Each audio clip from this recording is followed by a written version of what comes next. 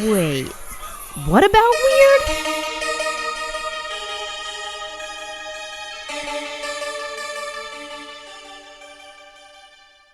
Hi, I'm Elena, And I'm Echo.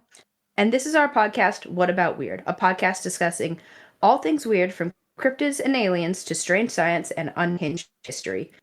So, on the show, we've talked about vampires before. Those were vampires in Greece. Today, I'm going to talk to you about some vampires that are Polish, but not in Poland. Do you have any guesses of where we might be? New York? I have no idea. We are in Ontario, Oh, Wilno to be okay. specific. I don't think we've done a Canada one We haven't before, done a have we? Canada specific episode. No, we've talked about Interesting. Canada here and there, but I think this is our first Canada episode. Cool. I had some hard times finding information on this because you just can't find a lot of Canadian websites in America. But I That's originally heard about unfortunate. this on a Canadian based podcast, and I used that podcast as a jumping off point for a lot of my research. Settled in 1858, Wilno, Ontario is Canada's first Polish settlement. Wilno is located about 550 kilometers or about 93 miles from the nation's capital of Ottawa, Ontario. But yeah, I know very little about Canadian geography, but I thought I thought Toronto was Canada's capital. I So if we have any guess Canadian that's listeners, fair. I I am so sorry if I fuck up any Canadian shit in this. I'm also sorry to anyone who is of Polish descent if I fuck up anything Polish. From Wilno's Heritage Society website, it says, when our ancestors arrived here in 1858, they brought with them the unique Kashub culture, which I'm 90% sure I'm pronouncing that right. I did look it up. This culture has its own language, music, dance, food, furniture style, embroidery, and unique clothing. However, despite this effort of the Heritage Society to push Wilno as this cultural hub, the township is known for something else, something darker, something possibly bloodthirsty, and that would be vampires that came over from Poland. So the Kashub culture is really fascinating, and I went down a bit of a rabbit hole with that. It's sort of like a culture within Poland. So think how like there's like the Basque culture in like France and Spain, where it's like its own thing, but right. it's still in that, or like how there's the Pennsylvania Dutch, how that's its own culture within like America and that's its own thing. It's like its own specific or like Southern culture in America. Like it's its own thing.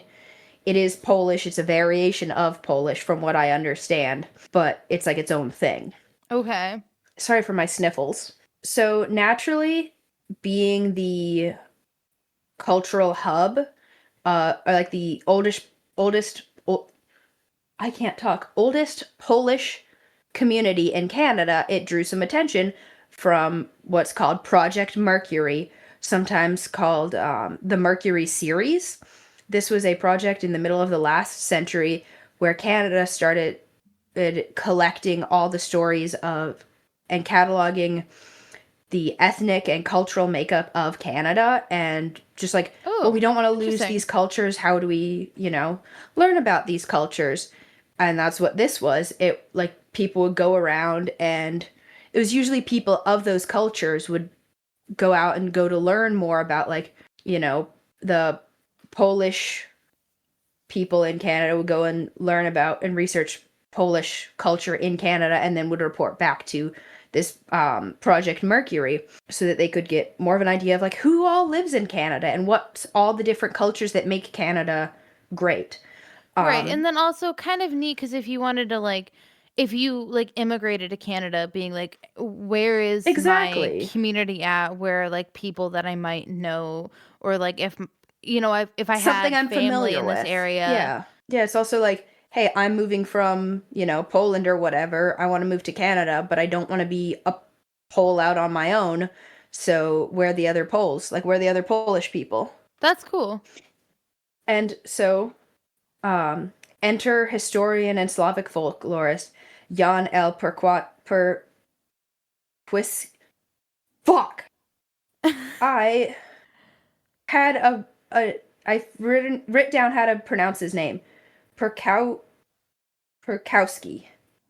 I think it's Okay, Perkowski. that seems Jan L. like it could be a Perkowski. name. I'm 90% sure I have that right. If I have messed it up, I am so sorry. He was of Polish descent and decided to look into the Polish community in Canada. He was born in 1936 and he had 3 consecutive degrees, including a PhD in 1965 from Harvard University in Slavic languages, linguistics, and folklore. Okay, so And he's really dope. yeah, so all of this to say that he's not just like some crackpot who's like spewing stories and whatever. Like this is what he does. And he isn't just like, "Hey, I'm a Polish guy who's going to research Polish, who's going to like collect Polish stories." He's like, "No, I am a Polish guy with a degree in Polish and Slavic languages and folklore, and I am going to research and contribute to the Mercury series for the like Polish community." So this is his background. He's not just like some guy, which is important to note because a lot of people laughed off what he brought to the table, like his findings and stuff. So when he visited the community of Wilno between 1968 and 1969 and interviewed around a dozen residents, collected all of these stories and stuff and sent them to the National Museum of Canada, which was running this project. In 1971 or 72, he presented his report to the National Museum of Canada, and it immediately raised eyebrows because it was titled Vampires, Dwarves, and Witches Among Ontario's Kashubs. Whoa, okay.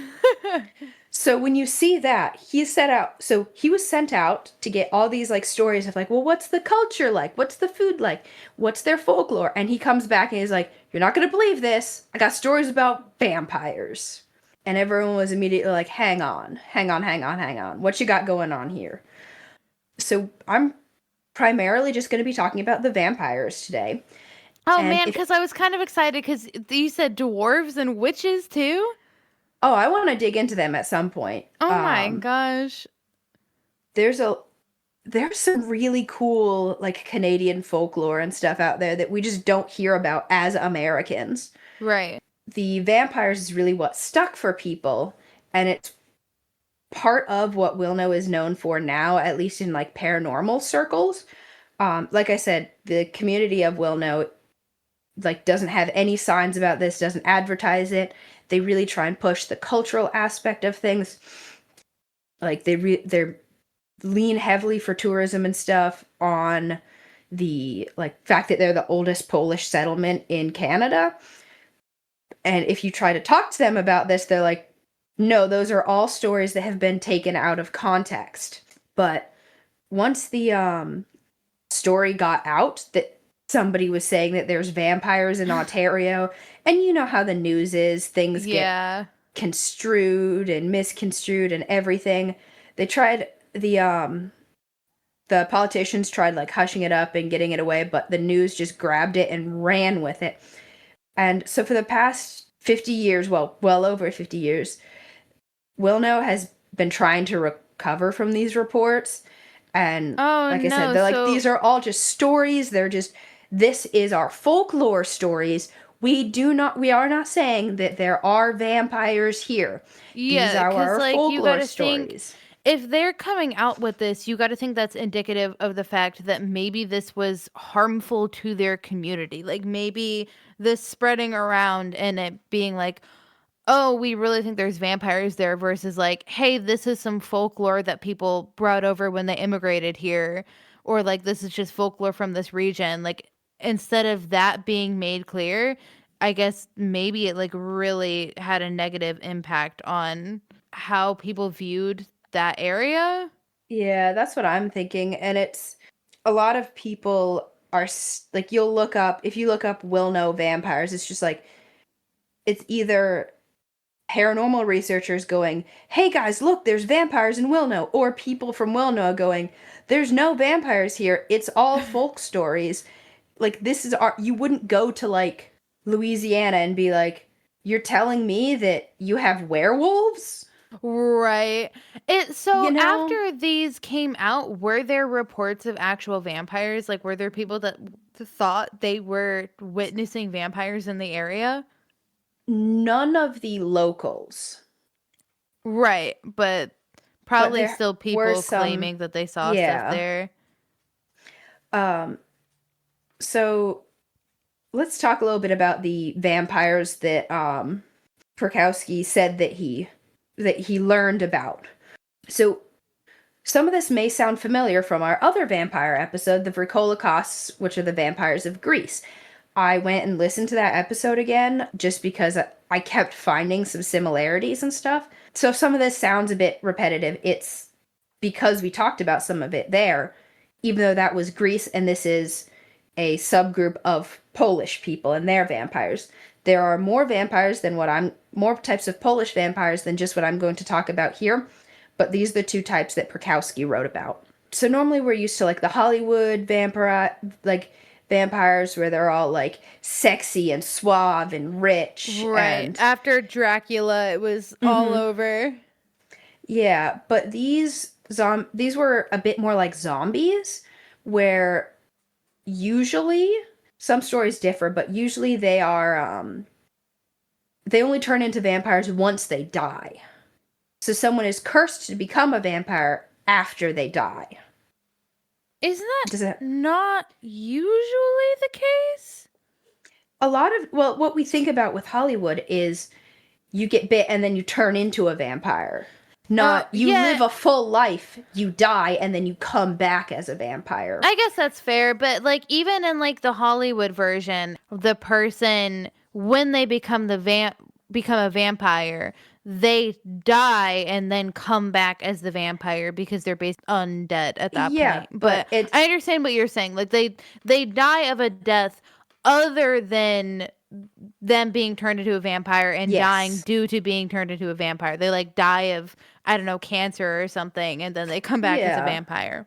Yeah, and so you can become one of these vampires by living a life of sin, which, if that sounds familiar, we talked about that in the Vrikolocaust episode. Right. The two types of vampires are called the Vaseshi, which I think I'm pronouncing that right, and the Whoopji. The Oh, I like Vaseshi that are, one. yeah, it's fun to say. Whoopgee. Whoopji, whoopee. So your child is said to be cursed to become a Vesechi. Again, I'm sorry to anyone who speaks Polish if I'm butchering that. I do not speak Polish. I looked it up on Google, and you know how Google is. Oh yeah, But if notoriously they're wrong. yeah, but a child is said to become a Vesechi if they are born with the like membrane sac on their head. Like they come out and they have like the uterine lining on their head. Oh yeah, which I mean, it's very rare, but it does happen. Yeah, and the solution to this curse is actually super simple.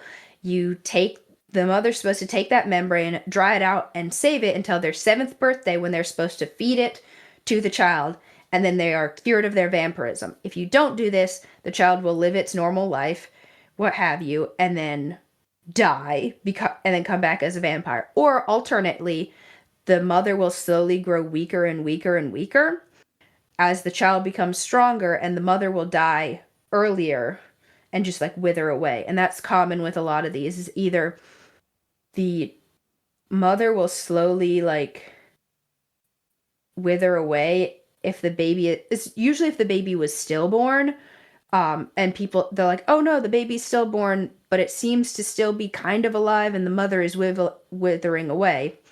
But with the Visechi, this one is like the child lives its normal life and then dies and becomes a vampire.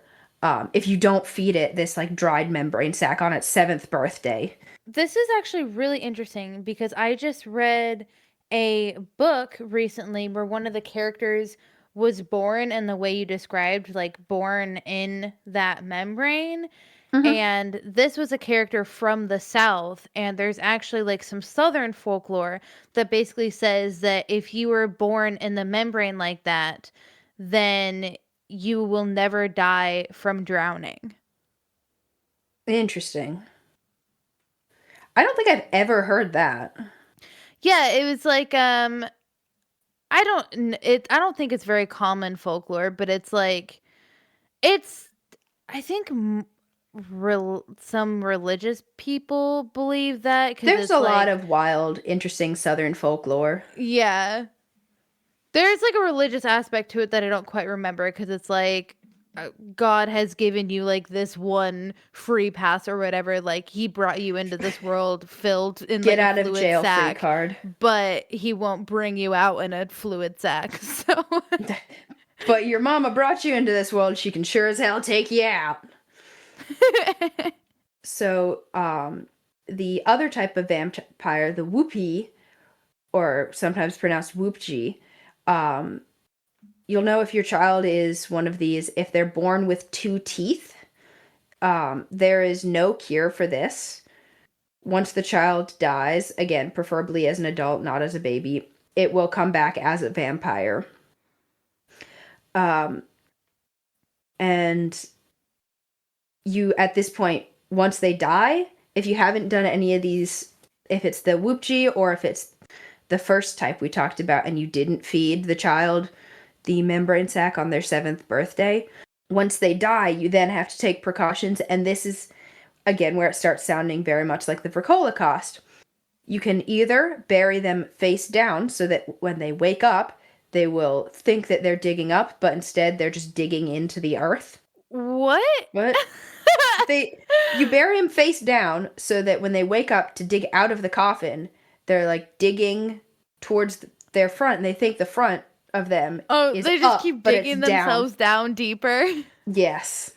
You can also bury them with sand or with netting, or with like grains and stuff, and they have to count these grains or all the knots in the netting or the sand, and they can only count them at about 1 a year, or undo each knot about one a year, which again, very similar to the Holocaust. Right. And this really Where they just slows them have down. really bad OCD. Yes.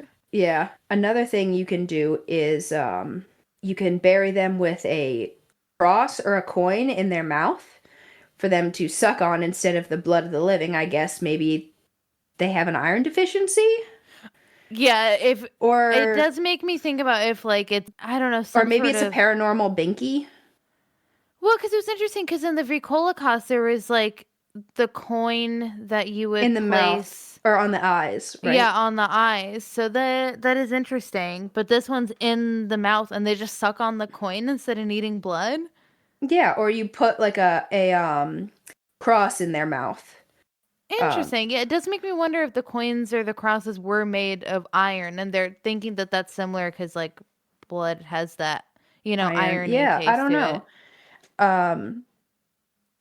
But you could also cut off their heads, and usually a shovel was used for this. But the vampires, it's interesting, the vampires, instead of sucking blood from like your neck, they would suck from your wrists. So if you see someone with marks and stuff on their wrists, then they had been preyed on by a vampire. Okay, and so the people that are preyed upon, unlike normal vampire folklore, they do not become vampires after they die. They just lose some blood.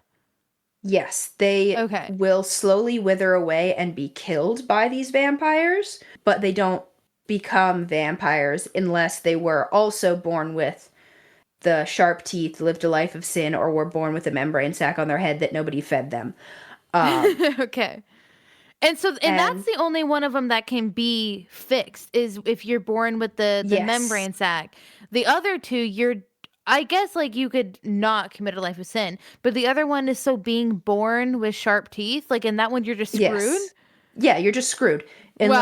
Until you die, and then they're like, well, now you're dead and we got to do these things. But if you die and nobody's around to bury you and do those things properly, you're just fucked. Right, and these types of vampires, when and if they return, they will rise and they will kill each one of their family members 1 a year until the family is killed off. Dang. But they only affect the family member the side of the family that they are a part of. For example, if your grandfather dies and your grandfather on your dad's side dies, he will go after your father. He will go after your father's brothers. He will go after you, your cousins on your father's side, everyone in that, like in your father's side, leaving your mother's side untouched until your entire father's side of the family line is dead. And At that that includes point, the women on the father's side of the family. yes. But because you're a male, you go for your father's side of the family. No. If it was a man, it was so like if your grandfather died, it would be like your father's brothers, your father's sisters, like everyone in that side of the family line. If it was on your mother's side and it was like your mother's grandfather, it would go after your mother, your mother's brothers, your mother's like everyone in that line of family all the way down to you and your kids. Does that make Okay, but let's sense? say that you don't have any kin and you become one of these vampires. Like, how do you know what side of the family to choose? So you don't have any like I guess you just like wander around until you found someone that was of like I couldn't find anything about that. I guess you just like well, I'm a vampire and I'm stuck this way because that is the only way that the vampires will then die after they kill everyone on that side of the bloodline. So I guess you just live forever or wither Interesting, or maybe away. you just I don't pick know. one? Or you would Maybe just you do both. wander Like, maybe if you don't have any my kin to follow the specific bloodline, maybe you just, like, kill everyone in your family? perhaps or just kill everybody around. My assumption would be you would wander the earth until you found someone who is related to you and start killing people in their bloodline. But I Okay, don't know. okay. I couldn't find anything about that. Yeah, that's Um, interesting. but once everyone on that side of the family has been killed, the vampire goes to the graveyard and rings the bell in the graveyard. And if anybody hears that, they will then die with like some sources said within a week, some said within 24 hours, but that person would then die unless they find that vampire and kill them. And if you kill the vampire Oh. before they kill everyone in the family, obviously your family is saved. But you don't have to be related to this person to die after hearing the bell. So I thought that part was interesting. That's not something you hear about in vampire lore. It's normally Yeah, just like, it's I'm kind gonna kill of whoever. that's kind of cool because then you have to like do a little investigation on who was the vampire Yeah. within a week. It's like you have to solve your own murder in a week, basically. I Yeah, like that premise. but I was seeing that like it wasn't necessarily the person who heard the bell, they weren't necessarily going to die from a vampire attack. What I understood is they would just die. Right, they just die within a week. Just like Yeah. drop dead, get hit by a train, whatever. Yep. Um, Interesting. so I thought that was interesting. So if you're like within range of hearing it, I don't know what happens if they ring the bell and nobody hears it. I But guess it's at that that whole point, thing. If a tree falls in a forest, doesn't if a make a vampire noise. rings a bell in an empty graveyard, does anybody die? And at that point, the vampire can then rest once he's completed his mission, or she has completed his mission. So there were some old stories of people who said that they had seen people kill vampires. This vampire had been identified, had come back from the grave, and the person telling this to Perkowski had said they dug up the grave and the casket was open, and it has to be dug up at midnight. When they dug it up and opened it, the vampire, out of reflex, would sit up out of their casket. When the vampire would sit up and then lay back down. And at this point, the shovel was placed underneath the neck, a foot was placed on the shovel, and the head would be chopped off with said shovel. The head was Wow. then placed at the feet of the vampire, and they were reburied. And another source said that you can take a big old nail and hammer it through the brain, but the shovel is usually a better, more effective method. Interesting. So it is kind of like you have to kill the brain to kill Yes. the creature. Okay. Yes, and like I said, they're By a lot more like zombies. They're sort of like they're not suave. It's just a not rotted dead body. Right, exactly. Um, Because you either have to like sever the brain stem or destroy the brain in this case to mhm. basically kill them. Yes, and one of the people that Prokowski talked to said that specifically the Whoopie are not able to speak the way that we speak since they don't have the same kind of brains as we do, and that they're a lower form of person. But I don't know if that was. I'm assuming that is after they died. Right, right. Like they don't really have a personality. They're not themselves anymore. Like they Yeah. basically exist to complete like this task that they feel like they have to Hmm. complete, but they're not like really mentally there. No. Yeah. It's which I thought was is kind of interesting because again, we normally hear like with the Holocaust, they were kind of like zombie werewolf things, but they had like jobs and families and lives and shit. Right, exactly. Like they would go back and still earn money for their families and Make then just shoes. like yeah, go to parties and sing some songs. But so I don't know. I just think the different lore of them is interesting. So I had mentioned earlier that some people would be seen as like withering away if they had been attacked by the vampires, and you would see the marks on their wrists and stuff. And as a way to revive someone who had been attacked by a vampire, or if like a vampire child was stillborn and slowly coming back as like a vampire and the mother was slowly dying while the baby was stillborn but it's still warm to the touch and it still has a bit of a like a pulse and stuff and it seems to be getting better. You could then take blood from that baby that they believed to be a vampire and feed it to the mother or whoever the most recent victim was, and their like sickness and ailments would go away and they would get healthy again, and then you would then kill the vampire how you would normally kill the vampire, as we had just talked about. And that person would then be better. The curse would be broken. You'd have no more vampire. Right. And one of the sources, one of the people that Prokowski had talked to said that there's a lot of graves in Wilno that were open and the heads were cut off when they died, and they were Whoa. born vampires and are not seen to. They have to be dug. They have to dig up the graves.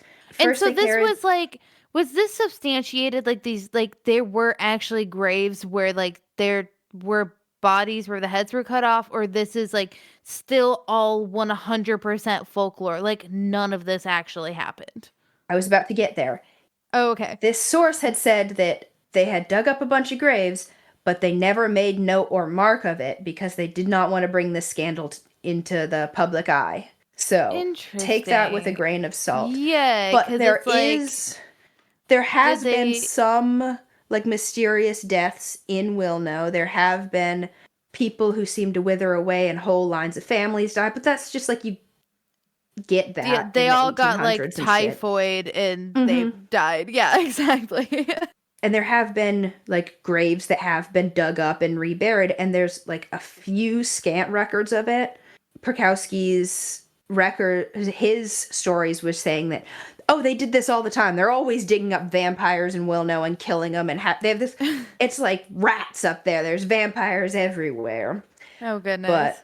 so again, it's all of this information stems from this report for the Mercury series that he had this essay he had written about it. So there's not really anything anywhere else. It is spread and sort of become an urban legend from there. If you talk to the Yeah. people of Wilno, they will say, all folklore stories that we have. These are stories that we brought over when our great great grandparents came over from Poland. None of this actually happened. And if the heads that were cut off were people being paranoid about our fairy tales. But that Oh, hasn't okay. stopped paranormal enthusiasts from going there. So I don't know. What do you think? Are there vampires in Wilno, or is this just a whole whole folklore story that's been blown out of proportion? Okay, so I think there's either two cases here. They're absolutely not vampires, and you need to leave these people the fuck alone. Or two, they're all vampires and they're trying to hide it. That's my theory. Is it's like it's one or the other. I think probably the most likely case that there are not vampires and you just need to leave these people alone. Yeah, and it is, you should go there, but like for the cultural aspect and because it's really pretty.